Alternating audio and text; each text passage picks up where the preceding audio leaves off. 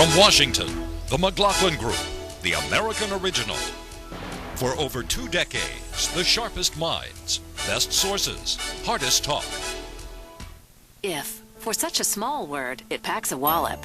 If I live to 100, if Social Security isn't enough, if my heart gets broken, if she says yes. We believe if should never hold you back. If should be managed with a plan that builds on what you already have. Together, we can create a personal safety net, a launching pad for all those brilliant ifs in the middle of life. You can call on our expertise and get guarantees for the if in life. After all, we're MetLife.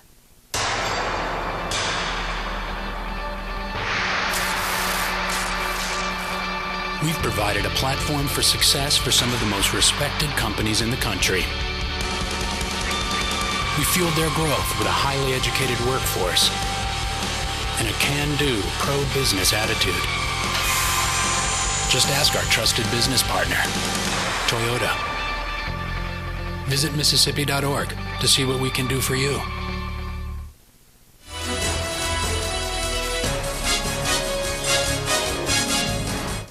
Issue 1, massacre in Texas. It's difficult enough when we lose these brave Americans in battles overseas. It is horrifying that they should come under fire at an Army base on American soil. In Texas this week at Fort Hood Military Base, a U.S. Army psychiatrist opened fire into a soldier processing facility, killing 12 soldiers and 1 civilian and wounding at least 31. The shooter has been identified as Major Nidal Malik Hassan, 39 years old, single, a U.S. citizen of Jordanian descent, and described as a devout Muslim. Some bystanders heard Hassan shout before he started shooting. His words were, Allahu Akbar, Arabic for God is the greatest. It was the deadliest attack on an American military base in U.S. history. Question, what kind of fallout, political especially, will there be from the Fort Hood killings? Pat Buchanan. Well, there may be a bit of a political backlash, I think, John, that he was an Arab American and a Muslim. But the key question here is, this is an individual who is an Arab and an American and a Muslim, but his Arab-Muslim identity apparently during the wars, the conflicts with the Arab world, with the Muslim world, that came to overcome his American identity to the point apparently he may have been deeply radicalized. There are reports that he wrote on emails saying suicide bombers are basically, they're like men, courageous men who fall on grenades. He may have come to identify with these folks, and then he's going to be sent over there in effect to go to war against him, and this might have snapped him. But John, the real problem here is there appear to be a number of signals, him showing up in his Arab garb and things like that, right there around the base, that would indicate an individual who was really losing it, as it were, and that's the key question. There are an awful lot of Arabs and Muslims who are honorable American soldiers, but there is a real problem, as we found out before the Iraq War, when one of those fellows who deployed fired some grenades in there and killed his officers before the invasion. Do you think Congress will try to enact new gun laws because of this, Eleanor? Well, first of all, I don't know if wearing his Arab garb indicates he's losing it, but I think we're going to have a lot of soul-searching about the military, the stresses and strains that they're under. At Fort Hood, they've lost over 500 men and women in the 2 wars. There have been 75 suicides. And I think when the volunteer army was created under President Nixon, it was really meant to be sort of a core fighting force, not meant really to sustain 2 wars. And so this comes in the context of the president deciding what to do next in Afghanistan, a Muslim country. And so I think all of these strains are going to come up. In terms of gun laws, these weren't military-issued weapons that he had. These were handguns, Saturday night specials, or I suppose they're everyday specials now in much of the country. And we'll probably have some discussion about that, but I don't see that any indication that the Congress is going to be willing to wade into that. What political impact do you see, Monica? Well, I think one of the ironies of the great success of President Bush and Vice President Cheney and the rest of the Bush administration post 9/11 in keeping this country safe from another terrorist attack on the homeland is that a lot of the American people have grown complacent to the true nature of the threat. And I think what we're dealing with here within the military, this is not the first time something like this has happened. This goes back to 2003 when a Muslim soldier stationed in Kuwait on the eve of the Iraq War lobbed 3 grenades into a tent and killed 2 of his fellow soldiers. We had the Fort Dix jihadi plot busted in 2006 where 6 Muslim men were going to attack American soldiers at that New Jersey base. And then earlier this year we had another Muslim man in Little Rock, Arkansas attack a military recruitment center and shoot 2 military recruiters, killing 1 of them. So I think what we need to really focus on is homegrown radicalization, whether it's in the military or elsewhere in the Muslim communities in the United States. And this idea that perhaps, especially in the military, that there may be many Muslim members who serve honorably, but there may be some who have been radicalized, where they look at U.S. intervention in these Muslim countries, Afghanistan and Iraq, as really an intrusion by the infidel into Muslim lands, and they might act out. There were warning flags about this guy all over the place. Yes, the Islamic garb, he was giving away his Quran before he did this. I think not just the military, but American society at large ought not to lose track of the true nature of In this same vein, Clarence, did the FBI arrest an Afghan immigrant in Colorado for plotting an attack? I believe so. I'm not intimately familiar with that case, but I have been following this number of years. Long before 9/11, I did reporting on the Arab American community in Chicago and Detroit. And what is really remarkable, what's the good news, John, is that this is a very loyal community. Our Arab American community and Muslim communities both have been much more integrated into our society than the Europeans have had. And you can ask any security experts, they'll tell you that you don't have the alienation that has generated the kind of terrorism that we saw in Madrid, London, and the conflicts up in Scandinavia. This is an isolated case. I think it's important to point out the other cases where African-American converts to Islam, this man grew up in it. He obviously is mentally deranged. He is has all of those characteristics. This kind of behavior should have been spotted before, but I think Eleanor's right. The larger issue here is the kind of mental stress that's been put on our military. Let's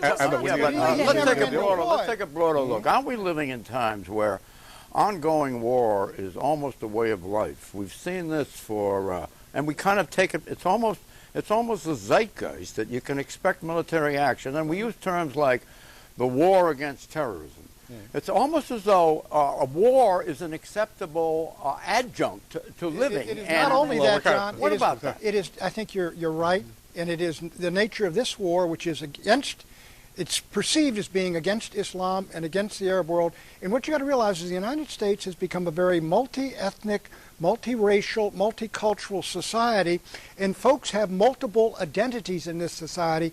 And when you've got a great superpower that's over there attacking some country, suppose we hit Somalia. You've got Somalia individuals who are going back there to fight the Americans from our own country.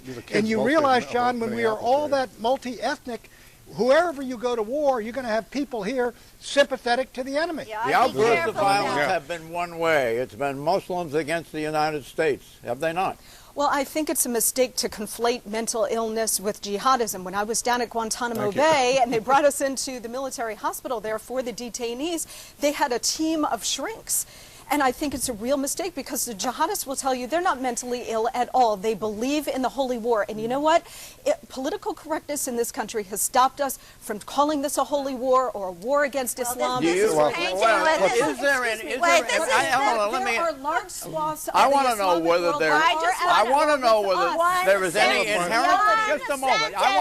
Eleanor, will you let me in? One sentence. Go ahead. Let's not paint with such a broad brush. Right. I want to know whether the culture clash, is there a culture clash between the Muslim world, particularly on the matters of women, and Western society? Is there a clash, an inherent clash? John, there is an enormous clash. Quite frankly, it's between Americans, which is deeply secular about women's rights and all these things, and the Islamic world. There's a cultural clash there that is probably the deepest in the world. And this fellow sounded like he's out in Silver Spring, very much a traditionalist Muslim. So that is going to alienate him from a large part of American society to begin with. No, what we're getting away from here, what we're getting away from is what Monica said, what is effective at fighting terrorism. What is not effective is painting an entire community as being some kind of incubator for terrorism. That's not the way to fight it. What about the inherent cultural clash I'm talking about? Well, there are inherent cultural clashes in a lot of places, aren't there, John? Do you think it's more pronounced? Is it useful, though? How useful is that? Do you think it's more pronounced? And what does society, what does public policy have to do to accommodate the clash? Look, there are some issues involved here. It's not just a culture clash. There are some issues involved here in terms of how our presence in the oil countries, how we have supplied governments that have oppressed people, and how we are seen as part of their politics. problem. Politics, maybe that's part of it. Terrorism, the real nature of terrorism is it is culture. All right, Eleanor, go ahead. We have thousands of Muslims serving honorably in the U.S. military. We have a backlash in this country invading Muslim countries, and their populations are very uncomfortable with us, and that needs to be taken into account. Culture is exactly right. There is a cultural war going on between what the Islamic... can public policy do to accommodate to ease it, to make it all work? What are we lacking in public policy? Nothing. Look at what comes through that television set into these guys' homes. How useful is that, Pat? In England, John, how useful is that? We are feeding it with our... Yes. Wait a minute. Our cultural laxity. Our cultural laxity. We're in their face. Exit question. Will President Obama's plans for immigration reform be set back by the fallout from the Fort Hood killing? Yes or no? He's not going to go forward with immigration reform. If he did, it would be set back. Immigration reform is a next year project at the very least, and they will continue with it. We're still dealing with 12 million people in the country. We need to know more about who they are. This should give impetus. This was a U.S. citizen. He was born here. He grew up in Virginia. Has nothing to do with immigration. He's a Muslim. I know. So what? But He believes. Hold on. Believe as you do. Pat, would you please? In what way, Pat? How is that dangerous? To be a Muslim it's dangerous. Go down to Fort Hood. Well, how about Christians? Don't Christians ever kill each other for But they don't go down there and say, Akbar, and kill 12 guys. Have you heard of the Irish Protestant Catholic clashes? You're going to say that that's irrelevant? Stop baiting Buchanan. Stop it. Well, he's baiting me, John. Go ahead. It is not going to have an effect on the president's immigration initiatives, but I think, this whole conversation about, well, it's America's fault, we're on the ground in Iraq, we're on the ground in Afghanistan, they hit us on 9/11 before we were in any of those countries. There's a jihadist mindset. We've been in those countries a long time, It is not the entire Monica. Islamic world. It is a narrow, radicalized Fault finding section, isn't the but we're issue. talking about tens Fault of finding millions is not we the need to issue. be This concerned has nothing to about. do with immigration. And I think anybody who thinks it does has a very poor understanding of a couple of very separate problems here. Immigration versus terrorism. The reason why it's not going to affect immigration is because the Democrats are going to drive the reform forward. Issue 2, Democrats sober up. Election Day was a day of hope, it was a day of possibility, but it was also a sobering one. Sobering indeed, the president says, citing last year's election, relating it to this year's election, and giving his view on the Democratic Party's loss of 2 governor's races. The 2. In both Virginia and New Jersey. A sweep. In Virginia, Republican Bob McDonnell won big, an 18-point margin over Democrat Cree Deeds. McDonnell, 59%, Deeds, 41%. Question, is the political coalition that elected President Obama 1 year ago now disintegrating? Clarence Page. I think people didn't have a good understanding of it. Obama has got short coattails because he doesn't just anoint people with Obama mania. The fact is, the Virginia race, a very weak Democratic candidate who tried to distance himself from Obama at first. Then New Jersey, nothing was going to save Corzine. The African-American community didn't turn out. Why? Why? It didn't turn out because there was nothing really to excite those voters this time. Whereas on the right, there was lots older voters who've never been this natural constituency were turned on. That audience, and he didn't do it. He didn't have the magic. He was doing his duty. He lost the magic. He hadn't lost the magic. He never had it for that audience. You got to have a reason to come out. He never had it for the. You got to have a reason to come out. Where was the excitement of last year as far as any of this campaign was concerned, John? If he's not on the top of the ticket, they ain't coming out. Young people didn't come out in that Georgia runoff race. African Americans didn't come out in that race. Who are the people who are angry? Why can't he motivate them by this personal appearance? Because nobody. Don't believe the hype, John. I was with Reagan in '86. He was at 70%, and we lost 10 Senate seats. Right, John. It's non-transferable. John Corzine was a lousy governor. He deserved to lose. And Cray Deeds was endorsed by the NRA 4 years ago, or 2 years ago when he ran. And there was nothing to get young people and minorities and new voters excited. But listen, there is another message there for Democrats, and that is that if you're not working on the #1 issue that the voters care about, they will punish you. Okay. And the 10.2% unemployment rate that came out on Friday, coupled with those election losses, should light a fire under this White House. That's an excellent point. Okay, New Jersey. In New Jersey, Republican Chris Christie defeated incumbent Democratic Governor John Corzine by 4 points. Christie 49%, Corzine 45%. Did you notice the avoirdupois? And you remember what Corzine, how the trouble he got on with that? Yes, he attacked Chris Christie for being overweight. And Chris Christie says, yeah, I'm fat. Man up and call me fat. That was actually a very humanizing moment for Christie. Look, John Corzine lost in New Jersey for a couple of reasons. First of all, the state's public finances are in a complete mess. Property taxes through the roof. He has done nothing to bring the income tax burden down on the residents of New Jersey. But look, the White House injected itself into both of these races, New Jersey and Virginia, and in particular Virginia, to the extent where the president had his primary political strategist running the Corzine campaign. Look, I remember a year ago that side of the... They were desperate. Corzine was desperate. Now you're baiting her. I remember a year ago that side of the panel was dancing on the grave of the Republican Party, saying it was a regional party, couldn't win only... I intend to do a little dancing. They won in New Jersey and they won big in Pennsylvania. I intend to do a little dancing on the grave of the Republican Party because of what happened in that upstate New York district where the far right killed off the moderate Republican, drove out the chosen Republican from the district and allowed a Democrat to win for the first time in 100 years. That kind of that kind of intra-party civil war is going on in Florida, in California. It's called a primary fight. Right. John, this was a fire bell in the night. Fire bell in the night for the Democratic Blue Dogs, especially. Oh, wait a minute. Give me, is this code? No, look up at New Fire Jersey. bell on the night. You're Here, yelling at me. look What at is this. All right, John Corzine. He's got huge Democratic registration. He outspent the guy 3 or 4 to 1. He's got the president behind him. He's got a candidate siphoning Republican votes, and he lost. I want to hear the view from the top.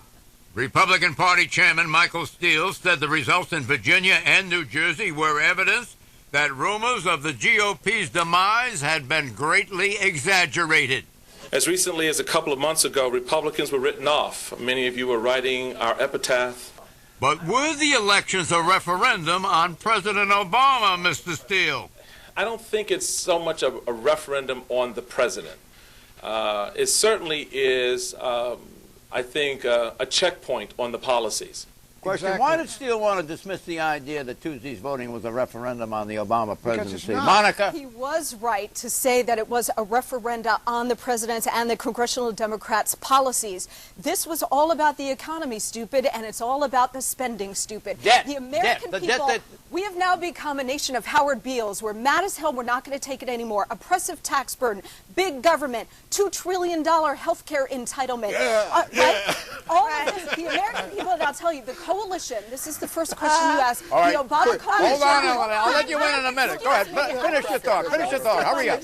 The Obama coalition of independents, suburban voters, African Americans, It's a fractured coalition and now. senior citizens did It's a not fractured come coalition. out in these races for the Democrats. That is a huge warning. They're sign. sending a signal to Obama. Absolutely. Cool it on the socialism, right? Eleanor. I'm gagging on all the red meat she just threw out. It's all true. Quickly. It's a It's all fractured true. coalition, though. It's a fractured coalition, though. That's the thing. The best advantage Democrats have right now is the fractured Republicans. I can see the mail coming in now telling me I've lost control of this panel, and I think I have. I got a new whip and chair for you, John, John. the key point here, John, the Will key you? point here is this. The country, the Tea Party and the other types are willing to vote Republican again.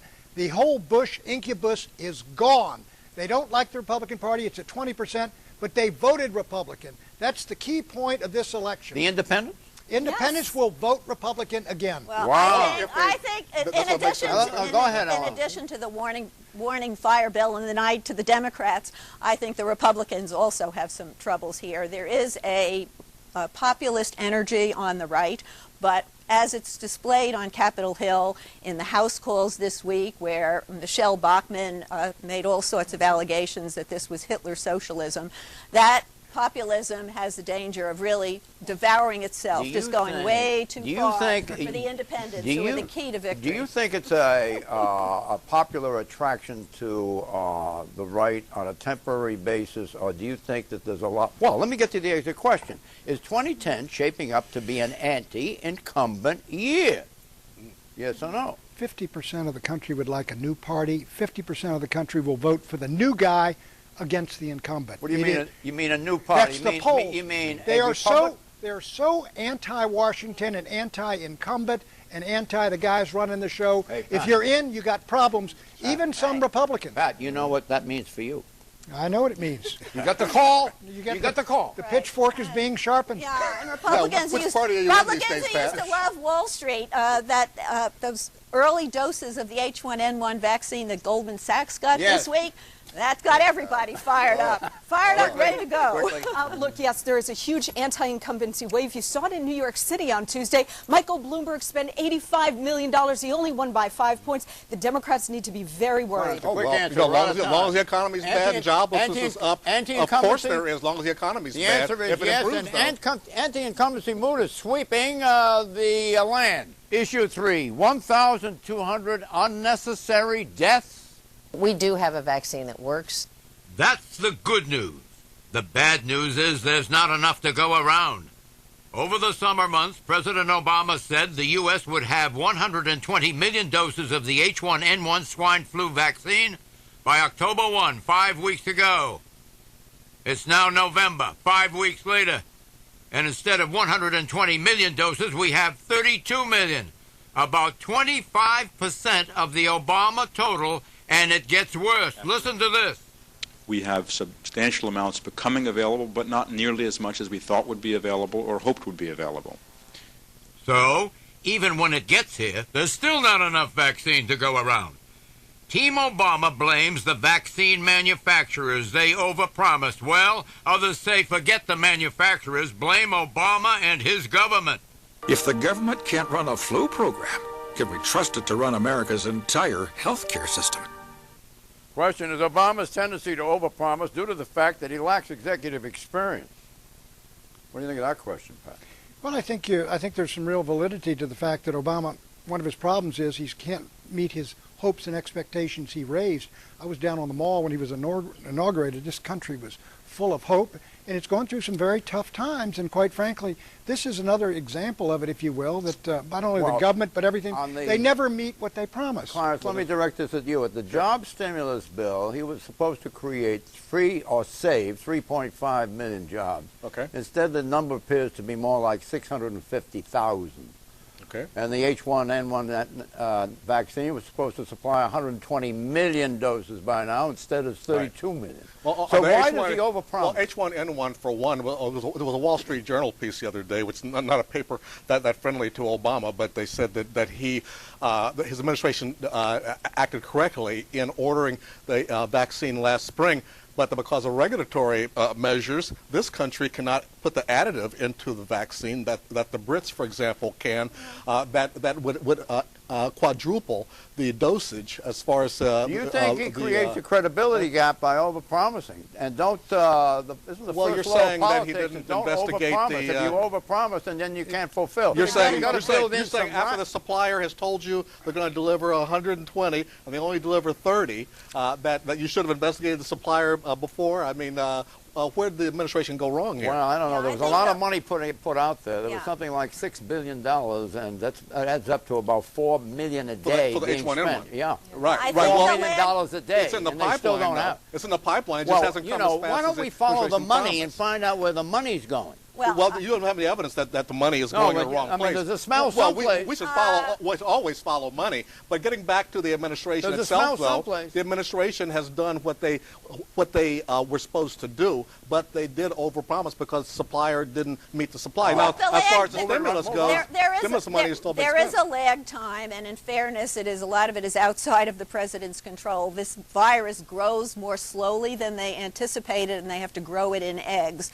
And Secondly, I think he did the right thing in alerting people about the dangers of the virus, and everybody's run out now and got the seasonal flu. 25 million more people got the seasonal flu virus than before. Excuse me, I want to finish this. Okay, go ahead. But in fairness, they are going to look at this as a test of competence of the Obama administration, and he's got a lot vested in this, and I sure hope a lot of that vaccine arrives. And I said that on last week's show too. Is to protect human life, liberty, and the pursuit of happiness. We've lost 1,200 people because of a lack of swine, maybe because of a lack of swine flu. A vaccine, yeah. No, and the politics of this will hurt President Obama, I think, because we are talking about human life. We're talking about people's health. We're talking about getting a vaccine to them in time. And the problem here is that they did have a running start. We had this first wave of the swine flu in the spring. They had some time. I understand the science of it. It does take some time. But, trying to explain that to the American people, they don't really want to, they don't want to hear that when they're standing in line. The other problem here is that the H1N1 vaccine was put into immediate production, and now we've got a shortage of the seasonal flu vaccine, the regular flu shot. Yeah. So now people are waiting for that. This is turning into an epic medical mess that I think will bleed over into the healthcare reform debate. Here?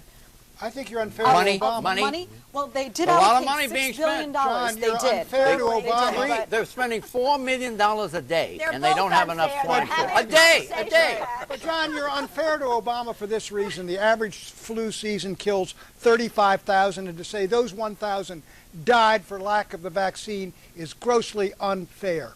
All right, I retract it. Predictions, Pat, fast. The Democrats will not take up that immigration reform bill you were talking about, John. Eleanor. Republicans in Florida, Illinois, and Connecticut, senatorial candidates are going to move so far to the right for fear of Sarah Palin that they're going to damage themselves for the November election. Quickly, Monica. Wishful thinking.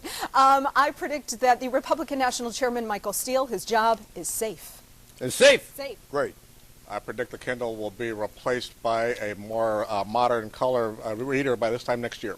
Eunice Kennedy Shriver died recently. I predict that the Vatican will beatify her and canonize her a Catholic saint. Bye-bye.